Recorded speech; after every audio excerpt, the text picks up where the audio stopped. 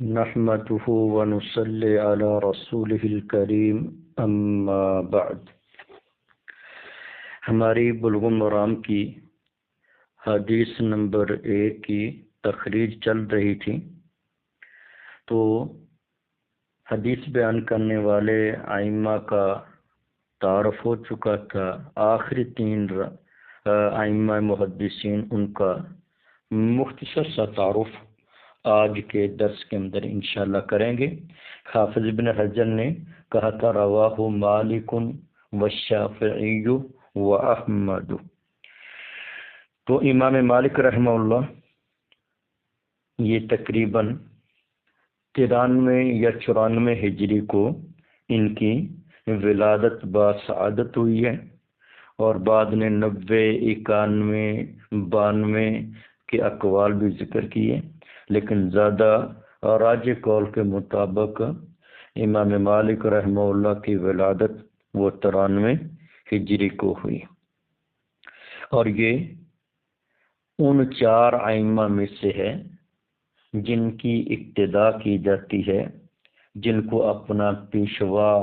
اپنا رہنما مانا جاتا ہے، یعنی امام مالک، امام شافعی، امام احمد بن حنبل اور امام ابو حنیفہ رحمہم اللہ، یہ 4 ائمہ میں سے ایک ہے، اور امام دار الحجرہ کا لقب سے بھی مشہور ہے، یعنی نبی کریم صلی اللہ علیہ وسلم کے دار الحجرہ کو لازم پکڑنے والے، اس کو مسکن بنانے والے، مدینہ طیبہ کے اندر رہائش رکھنے والے، یعنی کہ امام دار الحجرہ، اور محدثین میں سے یہ چوٹی کے امام ہیں، بہت بڑے محدث ہیں اور فقیہ بھی ہیں۔ انہوں نے سب سے پہلے حدیث کی کتاب فقہی انداز میں، فقہی ترتیب پر تصنیف کی، اگرچہ اس سے پہلے امام مالک رحمہ اللہ کی موطا کو، جو ان کی مشہور و معروف زمانہ کتاب ہے، اس سے پہلے بھی کتابیں لکھی جا چکی تھیں، صحیفہ حمام بن منبہ، صحیفہ سعد کا اور دیگر کتابیں امام مالک سے پہلے لکھی جا چکی تھیں، لیکن صحیفہ حمام بن منبہ وغیرہ ان میں سیدنا ابو ہریرہ سے ان کے شاگرد حمام بن منبہ نے تمام روایات کو ذکر کیا ہے، ان کے اندر ابواب، ان کے اندر ترتیب وغیرہ فقہی انداز کے اندر ہی بس ان تمام روایت کو جمع کر دیا گیا۔ تو امام مالک رحمہ اللہ وہ پہلے محدث ہیں، حدیث کے بہت بڑے عالم ہیں، جنہوں نے اپنی موطا کتاب کو فقہی انداز پر ترتیب دیا، اور بخاری مسلم کے مارد وجود میں آنے سے قبل اصح الکتبی بعد کتاب اللہ کا لقب بھی اس کتاب کو دیا گیا، اور اس کو موطا کہنے کی وجہ تسمیہ بھی یہی بیان کی گئی ہے۔ موطا کا لغوی معنی روندا ہوا، مراد کہ جب امام مالک رحمہ اللہ نے اپنی یہ کتاب تصنیف کی تھی تو اس وقت کے اساتین علم کے پاس نظر ثانی کے لیے اس کتاب کو پیش کیا، تو موطا کا معنی روندا ہو، یعنی کہ تمام اہل علم کی، بڑے بڑے علماء کی نگاہوں سے روندی ہوئی، جس کو آج کی اصطلاح کے اندر نظر ثانی کا نام دیا جاتا ہے، یعنی کہ اس وقت کے جو جید بڑے علماء تھے انہوں نے اس کتاب کی نظر ثانی کی، اور پھر نظر ثانی کے بعد سبھی اہل علم نے اس کتاب کی تعریف اور تحسین کی۔ تو یہ بھی امام مالک رحمہ اللہ کے بڑے جلیل القدر، بلند پایا محدث ہونے کی دلیل ہے کہ اس وقت کے علماء نے ان کے جمع کردہ مجموعے کو پسندیدہ نگاہوں سے بھی دیکھا اور اس کی تحسین بھی فرمائی، اور امام مالک رحمہ اللہ ان کا کنیت ان کی ابو عبداللہ ہے، نام ان کا مالک اور باپ کا نام انس ہے، یعنی صحابی رسول انس بن مالک کے برعکس، ان کا انس بن مالک ہے اور امام مالک کا مالک بن انس رحمت اللہ علیہ. اور امام مالک رحمہ اللہ یہ حق گوئے کے اندر ضرب المثل تھے. علم حدیث کا انتہا درجے کا ادب و احترام کرنے والے، مسند حدیث پر بیٹھنے سے پہلے امام مالک رحمہ اللہ بڑا اچھا انداز اپناتے، خوشبو وغیرہ، غسل کرنے کے بعد خوشبو وغیرہ لگاتے، پھر بڑے مؤدب ہو کر حدیث کا درس دیا کرتے تھے اور اتنے باادب ہوتے تھے. سوانح عمری لکھنے والوں نے لکھا کہ ایک دفعہ امام مالک رحمہ اللہ درس حدیث دے رہے، کہیں بچھو آپ کے کپڑوں کے اندر داخل ہو گیا اور امام مالک رحمہ اللہ کے جسم پر ڈسنے لگا، اور اس کے ڈسنے کی وجہ سے امام مالک رحمہ اللہ کے چہرے کا رنگ بدل گیا. لیکن حدیث چل رہی تھی، حدیث کے ادب کے اندر حرکت نہیں کی، ہلے جلے نہیں، مؤدب ہو کر حدیث کا درس جاری اور ساری رکھا. جب حدیث کا درس ختم ہوا تو اس وقت اپنے پاس بیٹھنے والوں کو کہا کہ ذرا میری قمیص دیکھنا کہ اس کے اندر کوئی چیز ہے جو مجھے کاٹ رہی ہے. تو جب دیکھا گیا تو بچھو تھا قمیص کے اندر. اور سوانح عمری لکھنے والے یہ لکھتے ہیں کہ تقریباً 70 کے قریب جسم پر اس کے ڈسنے کے، کاٹنے کے نشانات وغیرہ تھے. یعنی کہ نبی علیہ الصلوۃ والسلام کی ہر احادیث کا انتہا درجے کا حیا کرنے والے، ادب و احترام کرنے والے تھے. اور امام مالک رحمہ اللہ نے بہت بڑے بڑے علماء سے علم حدیث حاصل کیا، جن کی تعداد تقریباً 900 کے قریب بیان کی جاتی. ٹھیک ہے، 900 کے قریب اساتین علم سے امام مالک نے علم حدیث حاصل کیا. اور آپ سے بیان کرنے والی جو تعداد ہے وہ بہت بڑی ہے، اس کو شمار نہیں کیا جائے. ان کے ان گنت وہ تعداد ہے جنہوں نے امام مالک رحمہ اللہ کی شاگردی اختیار کی. ان میں سے امام ابو حنیفہ رحمہ اللہ کے شاگرد محمد بن حسن شیبانی بھی ہے، بلکہ انہوں نے بھی امام ابو حنیفہ کے جو براہ راست شاگرد ہیں محمد بن حسن شیبانی، انہوں نے امام مالک سے موطا کی روایات بھی نقل کی ہیں، اور اس کا نام ہے موطا امام محمد. یعنی تعداد بہت زیادہ ہے. اور امام مالک رحمہ اللہ کے تلامذہ میں سے ایک بہت بڑے جلیل القدر امام، امام شافعی رحمہ اللہ بھی ہے. اور امام مالک رحمہ اللہ حق گوئی اور حق بات کو قبول کرنے کے اندر کوئی آر محسوس نہیں کرتے تھے. امام مالک رحمہ اللہ کے بارے میں تقدیمات الجرح و تعدیل کے اندر ذکر ہے کہ امام مالک رحمہ اللہ پہلے وضو کے اندر انگلیوں کے درمیان میں خلال کرنے کے قائل نہیں تھے، فتویٰ عدم خلال کا ہی دیتے تھے. لیکن جب ان کو حدیث پہنچی وضو کے اندر انگلیوں کے درمیان، ہاتھ پاؤں کی انگلیوں کے درمیان خلال کرنے کی، تو امام مالک نے اس روایت کو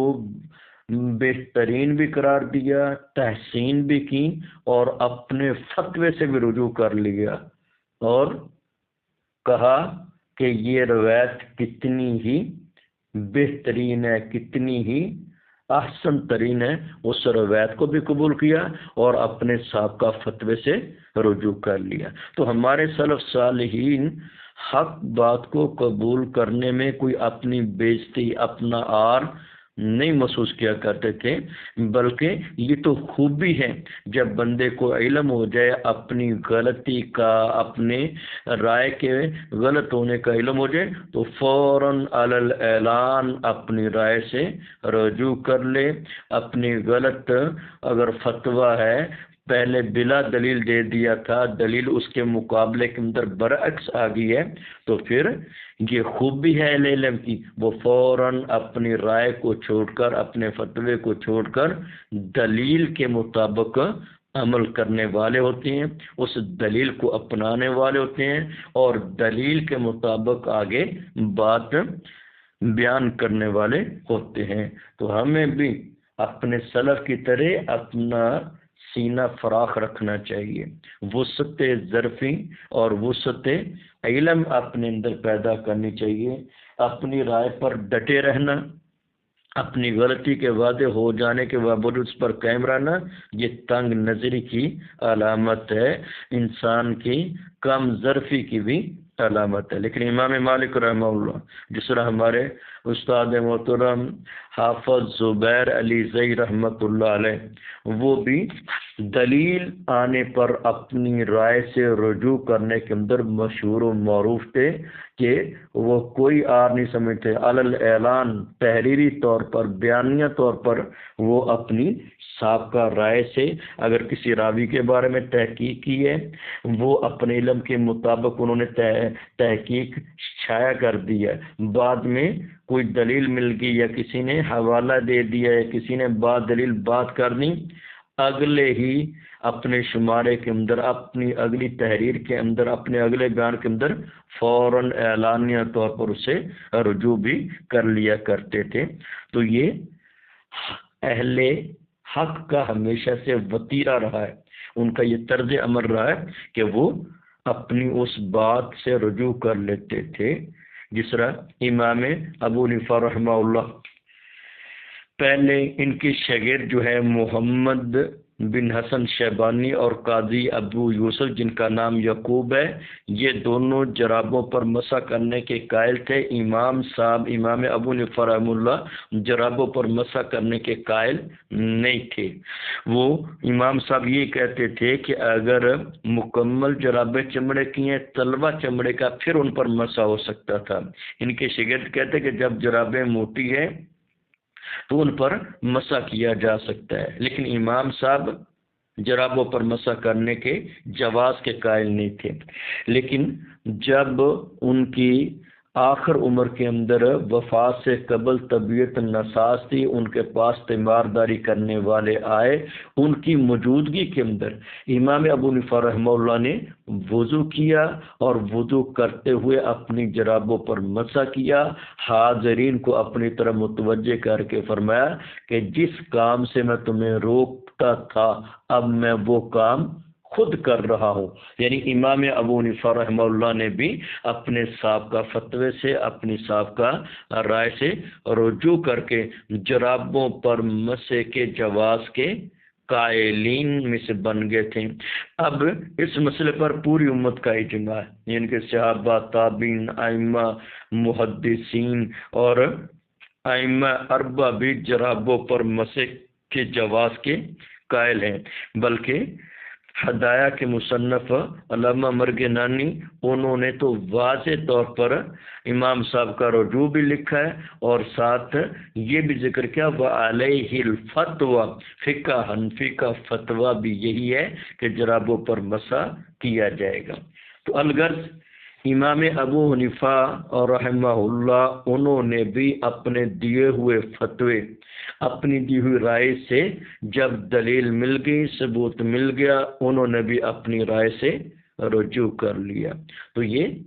علماء ہمارے سلف وہ حق گوئی کے اندر، حق بات کو قبول کرنے کے اندر کوئی آر محسوس نہیں کرتے تھے کہ میں نے ایک رائے دے دی ہے، میں نے ایک فتویٰ دے دیا، اب میں کیسے۔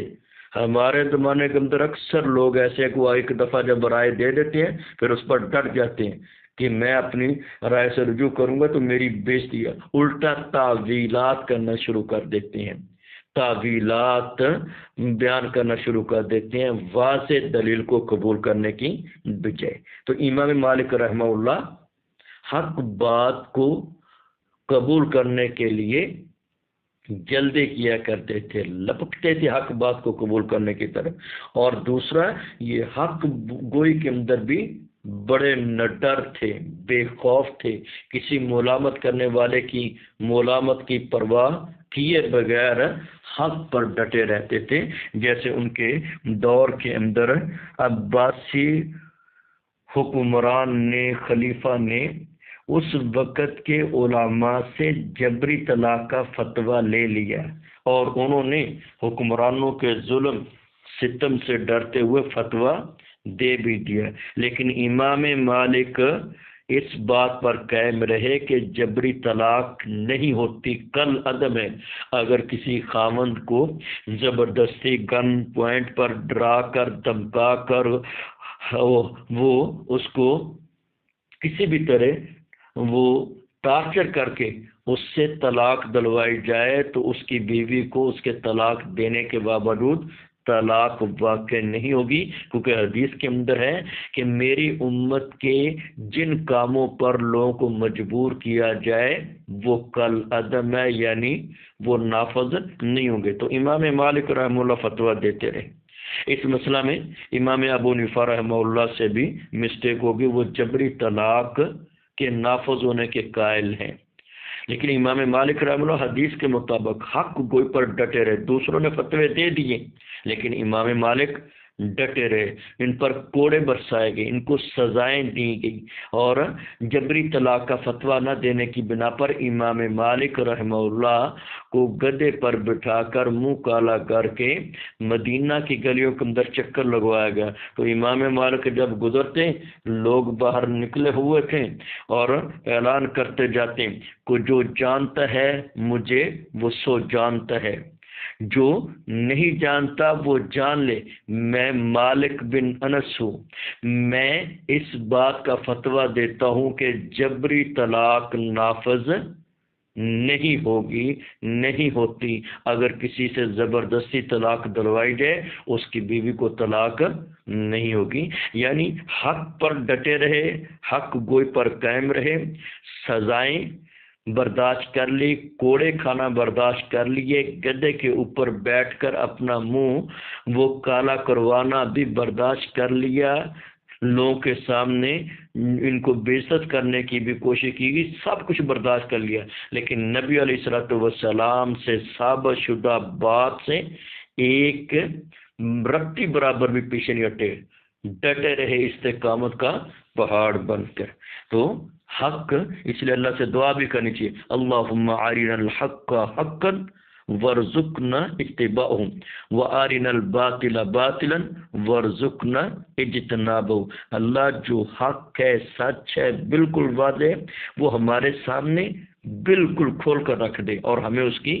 پیروی کرنے کی توفیق عطا فرما. اور اللہ جو باطل ہے ہمارے سامنے اس کا بطلان واضح ہو جائے، اس کا جھوٹا ہونا واضح ہو جائے، رب تعالی ہمیں اس سے بچنے کی توفیق عطا فرما. تو یہ تھے امام مالک، اس حدیث کے راویوں میں سے ایک، جن کا مختصر تعارف آپ کے سامنے رکھا، جن کے بارے میں حافظ بھی نہیں کرا، رواہ مالک. تو امام مالک رحمہ اللہ یہ تقریباً 93 ہجری کے اندر پیدا ہوئے اور ان کی وفات 179 ہجری کے اندر ان کی وفات ہوئی. اور صدقہ جاریہ کے طور پر ان کی ایک یادگار مسلمانوں کے پاس موجود ہے، موطا امام مالک کی صورت میں، جس میں امام مالک نے اپنی کتاب کو فقہی انداز پر ترتیب دیا، اور اس میں علماء سلف کے فتاوی جات، امام مالک کے فتاوی جات بھی اس کے اندر ہیں، اور دیگر اساتین علم کے فتاوی جات بھی، اور اہل مدینہ کے علماء کے فتاوی جات بھی اس کے اندر موجود ہیں. اور دوسرے راوی ہیں رواہ الشافعی، امام شافعی. امام شافعی کی کنیت بھی امام مالک کی طرح ابو عبداللہ ہے، نام محمد ہے اور باپ کا نام ادریس ہے. امام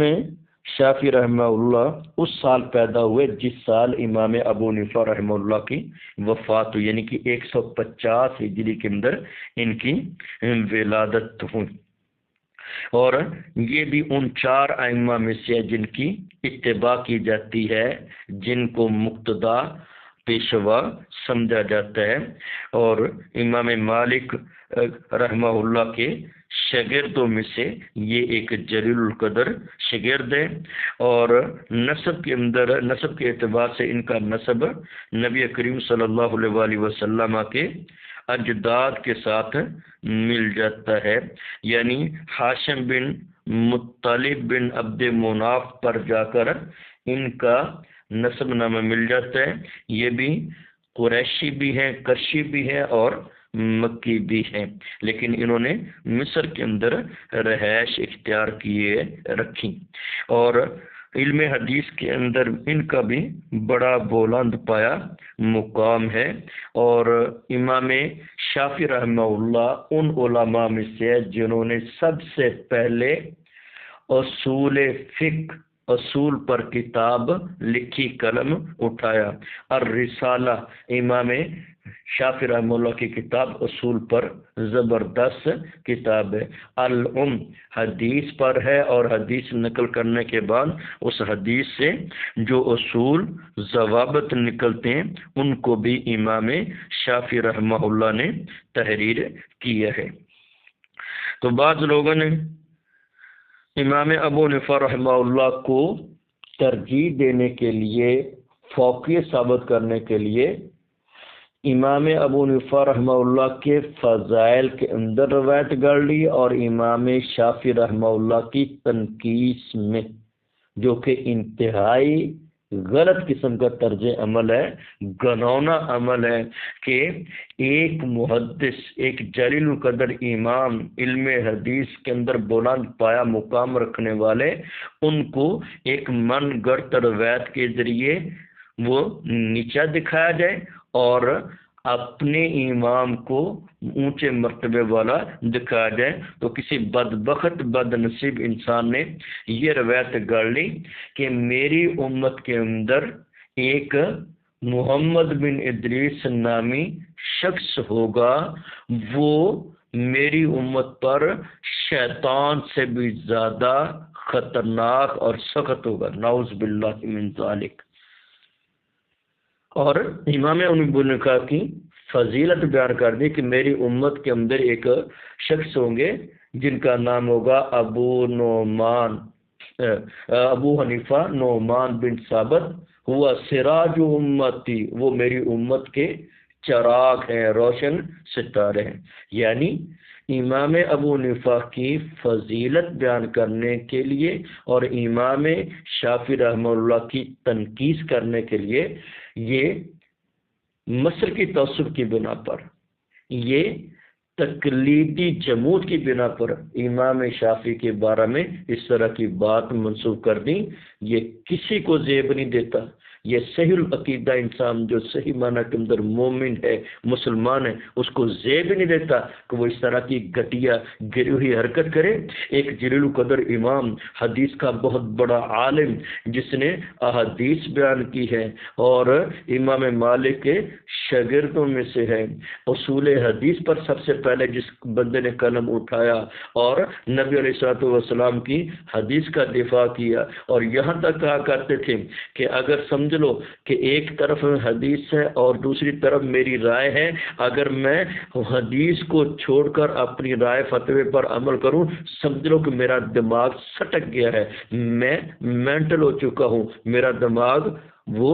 پاگل ہو چکا ہے۔ کیونکہ حدیث نبوی جب دلیل واضح ہو جائے، حق بات پہنچ جائے، تو پھر اس پر عمل کرنا واجب ہو جاتا ہے۔ تو نبی علیہ الصلوۃ والسلام کی سنت کا اس قدر دفاع کرنے والے، اس کے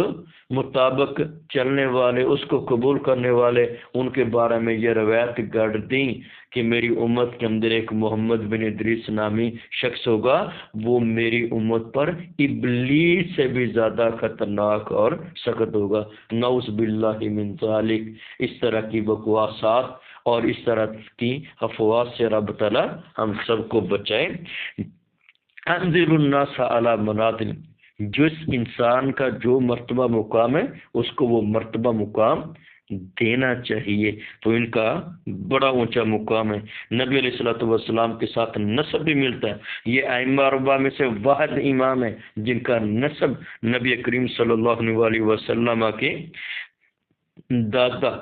آپ کے خاندان بنو ہاشم، بنو عبد المطلب اور عبد مناف تک جا کر نبی علیہ الصلوۃ والسلام کے خاندان کے ساتھ نسب مل جاتا ہے۔ قریشی ہیں، مکی ہیں، ایسے جلیل قدر امام کے بارے میں اس طرح کی روایت گڑھ کر ان کو ذلیل کرنے کی کوشش کی جائے، لیکن یہ روایت گڑھنے والے، یہ باتیں کرنے والے خود ہی ذلیل ہو گئے۔ اللہ تعالیٰ نے ان کو مرتبہ مقام دیا، آج بھی پوری دنیا ان کو عزت و احترام کی نگاہ سے دیکھتی ہے، ان کی خدمات کو سراہتی ہے، قابل تحسین پیش کرتی ہے، اور یہ بھی رہتی دنیا تک اپنے لیے صدقہ جاریہ چھوڑ کر چلے گئے۔ تقریباً ہر حدیث کی کتاب کے اندر، سیاستہ کے اندر بھی ان کی روایات موجود ہیں، اور ان کے مقابلے کے اندر جن کے فضائل گڑھے گئے، سیاستہ کے مؤلفین میں سے کسی نے بھی ان سے روایت نہیں لی اور نہ کوئی روایت آئی ہے، جبکہ امام شافعی رحمہ اللہ سے سیاستہ کے مؤلفین بے کثرت روایات بیان کرتے، حدیث کے بہت بڑے چوٹی کے امام تھے۔ تقریباً 204 ہجری کے اندر جمعے کی رات رجب کے مہینے کے اندر ان کی وفات ہوئی، اور مصر ہی کے اندر یہ وفات ان کی ہوئی ہے، اور وہیں ان کو دفن کیا گیا۔ تو یہ تھے رواہ مالک و شافعی، دوسرے امام جن کا مختصر تعارف آپ کے سامنے رکھا ہے۔ تیسرے ہیں امام احمد بن حنبل، اہل سنت والجماعت کے جلیل قدر ائمہ محدثین میں سے ہے امام احمد بن حنبل، اور یہ بھی ان 4 ائمہ میں سے ہے جن کی اقتداء کی جاتی ہے، جن کو پیشوا اپنا رہنما مانا جاتا ہے۔ ان کی کنیت بھی ابو عبداللہ ہے۔ سبحان اللہ، کیسا عجیب اتفاق ہے، تینوں ائمہ اربعہ میں سے 3 ائمہ کی کنیت ایک ہی ہے۔ امام مالک کی بھی ابو عبداللہ، امام شافعی کی کنیت بھی ابو عبداللہ، اور امام احمد بن حنبل رحمہ اللہ کی بھی کنیت ابو عبداللہ، اور ان کے بیٹے عبداللہ وہ بھی بہت بڑے محدث ہے، کتاب و سنہ جیسی عقیدے پر زبردست کتاب لکھی ہے، اور ان کے بیٹے نے اپنے باپ کی والد محترم کی بیان کردہ روایات پر اضافے کر کے زوائد مسند احمد نامی کتاب بھی ان کی شائع شدہ ہے، مطبوع وغیرہ ہے۔ تو امام احمد بن حنبل رحمہ اللہ یہ ربیع الاول میں تقریباً 164 ہجری کے اندر پیدا ہوئے۔ ثابت قدمی کے اندر، آزمائشوں میں دین پر ڈٹے رہنے میں یہ ضرب المثل ہے، اہل سنت کے بڑے جلیل قدر امام ہیں۔ بالخصوص فتنہ خلق قرآن، جب عباسی خلفاء معتزلہ سے متاثر ہو کر انہوں نے یہ عقیدہ بنا لیا تھا کہ قرآن مجید اللہ کی مخلوق ہے، اللہ کی صفت نہیں، جبکہ قرآن، احادیث، صحابہ، تابعین، ائمہ محدثین، ان کے نزدیک قرآن اللہ کی صفت ہے، یہ اللہ کی کلام ہے، اور کلام متکلم کی صفت ہوتی ہے، یہ قرآن مخلوق نہیں ہے، یہ قرآن مخلوق نہیں ہے، اللہ کی صفت ہے۔ اس پر ڈٹے رہے، بڑے بڑے لوگ پھسل گئے، لیکن امام احمد بن حنبل رحمہ اللہ نے کوڑے کھائے حکمرانوں کی، لیکن اہل سنت والجماعت کے اس موقف سے ایک رتی بار بھی پیچھے نہ ہٹے، استقامت کا پہاڑ بن گئے، جبل استقامت بن کر ڈٹے رہے، اور ان پر اتنے کوڑے برسائے گئے جس طرح کے سوانح عمریوں کے اندر بھی لکھا ہوا ہے، اور مختارات جو ایک ادب کی کتاب ہے اس کے اندر بھی ان کے حالات میں لکھا ہوا ہے۔ اتنے کوڑے لگائے گئے، دیکھنے والے عینی شاہدین بیان کرتے ہیں کہ اگر اتنے کوڑے کسی ہاتھی کو لگائے جاتے ہیں ہاتھی بھی تڑپ کر مر جاتا، لیکن یہ اہل سنت والجماعت کا عظیم چشم و چراغ استقامت کا پہاڑ بن کر ڈٹا رہا، اذیتیں سہتا رہا، تکلیفیں سہتا رہا اور کوڑے کھاتا رہا، لیکن حق گوئی سے پیچھے نہیں ہٹا، حق گوئی پر بھی قائم رہے اور حق پر استقامت بھی اختیار کی۔ اس لیے رب تعالیٰ نے پھر ان کو عزت کو 4 چاند لگا دیے، ان کو امام اہل سنت والجماعت کا لقب دیا جاتا ہے، یعنی کہ اہل سنت والجماعت کے بڑے جلیل القدر امام۔ اور جب دنیا سے گئے ہیں 10 لاکھ کی احادیث کے حافظ ہیں، 10 لاکھ احادیث ان کے سینے کے اندر